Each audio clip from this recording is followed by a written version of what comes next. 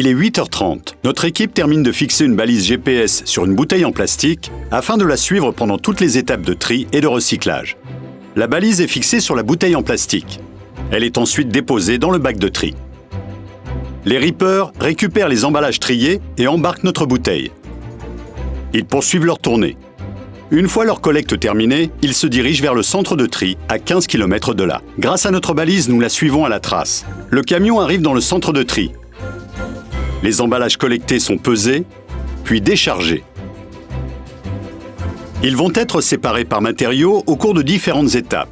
Le tri manuel, mécanique et optique. C'est comme cela que les erreurs de tri sont progressivement éliminées. Les différents emballages recyclables sont ensuite regroupés entre eux. Acheminés et stockés par matériaux dans ces compartiments, les emballages en plastique partent pour être compactés, puis rassemblés en balles. L'étape de tri est terminée. Direction l'usine de recyclage du plastique. Ici, les bouteilles en plastique vont être transformées en matière première. Les balles sont d'abord déballées. Ensuite, les bouteilles sont triées par type de plastique, prélavées et broyées en paillettes.